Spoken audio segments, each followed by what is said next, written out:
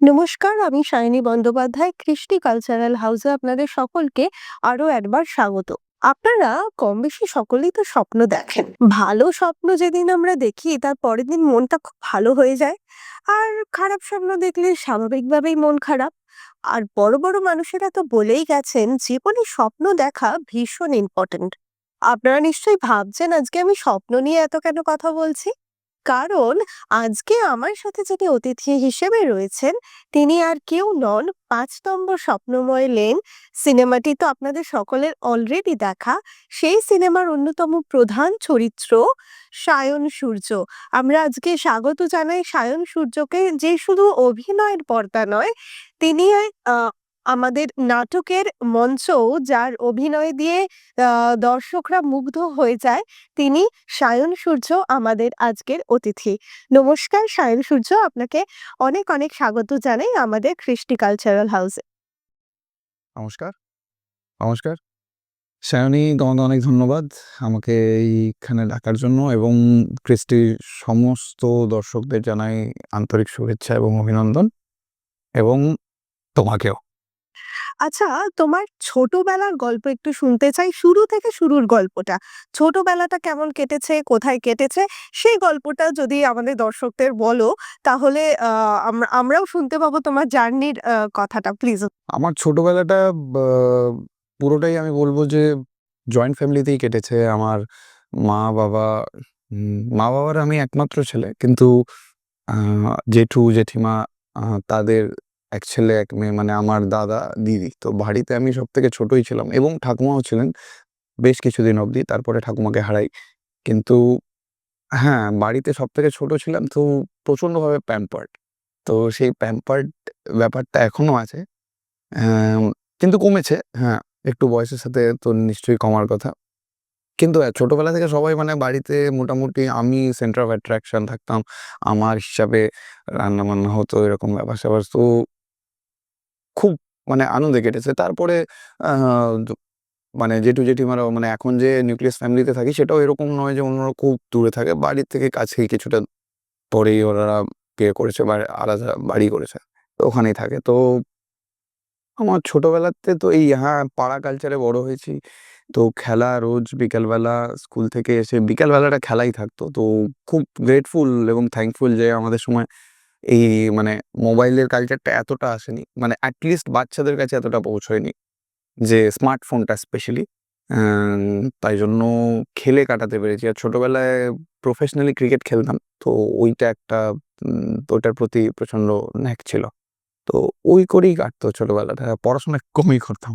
আচ্ছা, তোমার অভিনয়তে তো আ আমরা সকলেই মুগ্ধ, এবং নাটকের মঞ্চতেও তোমার অভিনয় বারবার সকলকে মুগ্ধ করেছে। এই অভিনয়ের প্রতি ইন্টারেস্টটা কবে থেকে গ্রো করেছে? কবে ভাবলে যে তুমি অভিনেতা হবে বা অভিনয়কেই নিজের পেশা হিসেবে গ্রহণ করবে?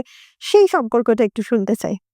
অভিনয়ের প্রতি ইন্টারেস্ট বলতে এটা একটা সাডেন আ ব্যাপার হয়েছিল।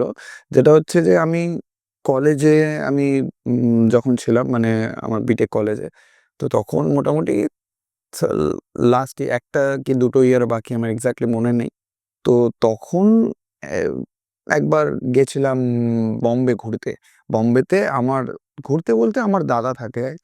তো আমার দাদাও এই প্রফেশনের সাথেই যুক্ত বম্বেতে। তো তার কাছে, তার বাড়িতে গেছিলাম। তো সে তার কাজের জায়গায় একটু ঘুরে দেখালো। বিভিন্ন সেটে গেছিলাম। বিভিন্ন লোকজনের সাথে একটু, একটু দেখলাম যে আচ্ছা ঠিক আছে, আচ্ছা এইভাবে কাজ হয়, আচ্ছা শুটিং মানে যেটা আমরা পর্দায় দেখি তো এইভাবে হয়। তো সেটা দেখলাম, সেটা দেখে-টেখে তারপর ওখান থেকে একটু ইন্টারেস্ট জন্মালো যে না, এই জিনিসটা বেশ ভালো লাগছে। আর হ্যাঁ, আরেকটা জিনিস তো একদম সত্যি কথা, ওটা না, ওটা না বললে খুব মিথ্যে কথা বলা হবে। সেটা হচ্ছে, হ্যাঁ, নাম, যশ, প্রতিপত্তি, এই জিনিসটা তো অ্যাট্রাক্ট করেইছিল। তার সাথে হ্যাঁ, এরকম অন্ধের মতো ঝাঁপাইনি। আমি এটা দেখেছিলাম যে হ্যাঁ, এই জিনিসটা আমি করতে পারবো, আমার ভালো লাগবে করতে। প্রসেসটা দেখলাম, দেখে মনে হলো যে হ্যাঁ, করতে পারবো। মানে এই জিনিসটাকে আমি সারা জীবন করলেও আমি বোর হব না এবং ভালো লাগবে আমার করতে। আমি আ এন এন্থুটা দিতে পারবো এবং তার জন্য অফকোর্স কোনো জিনিসই তো না শিখে হয় না। তো ওটার জন্য শেখাটা খুব জরুরি ছিল। তো শিখে তারপর ১ম এ আমি শিখতেই যাই। শিখতে গেছিলাম থিয়েটারে। তো থিয়েটার থেকেই শেখা। তো ওইভাবেই অভিনয় জগতে আসা। ১ম অভিনয় থিয়েটারে, স্টেজে। এখনো করি, বাট ১ম এ শুরু ওটা দিয়ে। অভিনয় ছাড়া আ অভিনয় যেদিন না থাকে সেদিন সায়ন সূর্যর অবসর সময় কি করে কাটে? কি করতে ভালোবাসো? অবসর বলতে তুমি মানে কোন জিনিসটা তোমাকে খুব আনন্দ দেয়? সেটা আমাদের দর্শকরা তো অবশ্যই শুনতে চায়। অবসর সময়ে তো সবথেকে বেশি যেটা হয় সেটা হচ্ছে যে একটু আধটু মোবাইল নিয়ে অ ঘাটাঘাটি হয়। সেটা খুব বেশি সোশ্যাল মিডিয়া নয়, কিন্তু একটু ছোটবেলা থেকে একটু গেম খেলতে ভালোবাসি। তো একটু গেম খেলি। ওটা একটা পাস টাইম আমার। তাছাড়া কিছুটা সোশ্যাল মিডিয়া, অল্প একটু আধটু। আর আর বাকিটা যদি বলো তাহলে হচ্ছে যে আউটডোর স্পোর্টের মধ্যে আমি ক্রিকেট খেলতে পছন্দ করি। যখন আউটডোরে কখনো ফ্রি টাইম পাই, কোনো মাঠ পাই, বন্ধু-বান্ধবের পাই, তখন I would prefer to play cricket. আম ফুটবলও চলে। কিন্তু তাছাড়া বাড়িতে বললে মোবাইল কিছুটা আর যখন কোথাও ট্রাভেল করছি, কিছুতে করছি, তখন কানে ইয়ারফোন দিয়ে music, classical, Indian classical music, না হলে ও কোনো সাসপেন্স স্টোরি, এরকম জিনিসপত্র। তো এই দিয়ে আমার মোটামুটি পাস টাইম কেটে যায়। আচ্ছা, এবার একটু সিক্রেট কথা জিজ্ঞাসা করব।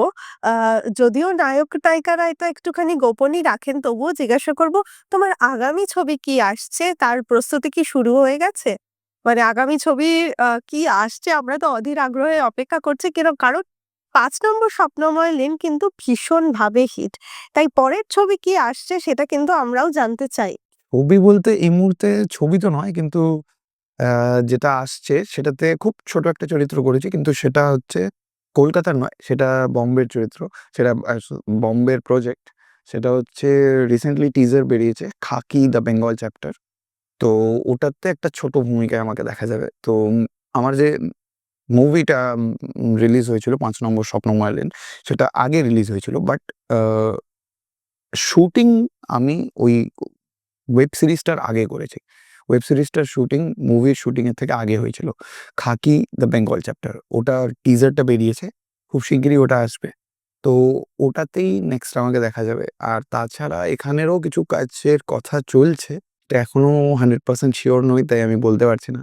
নেগোসিয়েশন এর স্টেজে আছে, তো ওইটুকুর মধ্যেই আছে। তো আপাতত নেক্সট যেটা আসছে ওটা 'খাকি দ্য বেঙ্গল চ্যাপ্টার'। ওটাতে ছোট একটা ভূমিকা। বইমেলা তো সবে শেষ হলো। বই পড়তে ভালো লাগে? বই পড়ার নেশা আছে?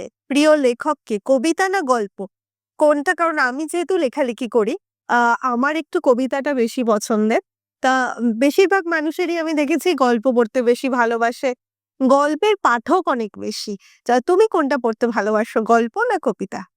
বই পড়ার নেশাটা, এটা একটা খুব, মানে এরকম একটা জিনিস জিজ্ঞেস করলে যেটা হচ্ছে অ্যাম লোকে ভাববে যে হ্যাঁ, থিয়েটার করে, কিন্তু বই পড়ার নেশাটা নেই। এইটা একটা খুব কন্ট্রাডিক্টরি ম্যাটার। কারণ হচ্ছে আমার পড়তে অতটা বেশি ইন্টারেস্ট লাগে না, যতটা আমার শুনতে লাগে। আমি কোনো গল্প পড়া, ইভেন আমার থিয়েটারের কখনো স্ক্রিপ্ট হোক বা যেকোনো জিনিস হোক, সেটা আমি শুনতে বেশি পছন্দ করি। শুনলে আমি বেশি ভালো মাথায় রাখতে পারি, বেশি ভালো ভিজুয়ালাইজ করতে পারি। তাই আমার অভ্যেসটাই ওরকম তৈরি হয়েছে যে আমি শুনি বেশি। বই পড়ি, কম পড়ি। তার থেকে বেশি আমি অডিও বুক শুনি। আমি যখন ট্রাভেল করি, কখনো গাড়িতে যাচ্ছি বা লং ডিসট্যান্স কোথাও ট্রাভেল করছি, ট্রেনে, ফ্লাইটে হোক, যেখানে হোক, সেখানে আমি সুযোগ পেলে হয় মিউজিক, না হলে অডিও বুক, সেটা শুনি। শুনতে বেশি পছন্দ করি পড়ার থেকে। প্রিয় লেখক বলতে গেলে আমার সবথেকে আগে বলব প্রিয় জনার কি? আমার প্রিয় জনার ইজ সাসপেন্স। তো সেটা যদি বলতে হয়, সেটার আমাদের ইন্ডিয়াতে তো ফাদার একজনই আছেন আমার মতে, শরদিন্দু বন্দ্যোপাধ্যায়। তো শরদিন্দু বন্দ্যোপাধ্যায়ের ব্যোমকেশ আমার মতে, আমার শোনা, পড়া, জানা সবথেকে প্রিয় আমার। তো আমি বলব শরদিন্দু বন্দ্যোপাধ্যায়। খুব ভালো লাগছে তোমার সাথে কথা বলে এবং মনে হচ্ছে এই কথা চলতেই থাকুক। কারণ আমরা বাঙালি, আমরা তো আ গল্প করতে ভালোবাসি। সেটা ইন্টারভিউ আমরা বলছি বটে, কিন্তু এই গল্প করতে বসলে ২ বাঙালি আমাদের কোথা থেকে যে সময় চলে যায় সেটা আমরা বুঝতেই পারি না। আর আপনারাও নিশ্চয়ই আমাদের কথার ফ্লোতে আপনারাও ভেসে যাচ্ছেন। সর্বশেষে তো যেহেতু একটা সময়ের ব্যাপার শেষ করতেই হয়, তাই তোমাকে বলবো আমার খ্রিস্টি পরিবারের জন্য তুমি যদি কিছু বলো তাহলে খুব ভালো লাগবে। আমি খুব গ্রেটফুল, আমি খুব থ্যাঙ্কফুল যে এরকম একটা টিমের সাথে আমি ইন্টারঅ্যাক্ট করার সুযোগ পেয়েছি। এর আগে আমাকে এখান থেকে সম্মানিত করা হয়েছিল। তো তার জন্য আমি ভীষণভাবে আ ধন্যবাদ জানাতে চাই ক্রিস্টিকে এবং তোমাকে, যার জন্য আমাকে এই সম্মানটা দেওয়া হয়েছিল এবং তার সাথে এই যে একটা সম্পর্ক, সম্মান তো একটা শুধু সম্মান নয়, এর সাথে একটা সম্পর্ক তৈরি হয়। তো এই সম্পর্কটা যে গড়ে উঠেছে, তো এটার জন্য আমি খুব মানে আন্তরিকভাবে খুব গ্রেটফুল, থ্যাঙ্কফুল। তো আমি ওটাই বলব যে ধন্যবাদ খ্রিস্টিকে, ধন্যবাদ সায়নী তোমাকে। দর্শকদের উদ্দেশ্যে এটাই বলতে চাই যে উম যেকোনো জিনিস আপনি চুজ করুন, যেকোনো পাথ চুজ করুন, যেকোনো রাস্তা চুজ করুন লাইফে, সেটার জন্য একটা জিনিস আমার মতে আমাকে খুব হেল্প করে এবং আমার মতে সেই জিনিসটা থাকা খুব দরকার। সেটা হচ্ছে ডিসিপ্লিন। তার সাথে আরো কিছু তার বাই প্রোডাক্টস আসে যেরকম ফোকাস, ডিটারমিনেশন। তো যেটাই করুন সেটাকে মন দিয়ে আন্তরিকভাবে এবং প্ল্যানের সাথে করুন।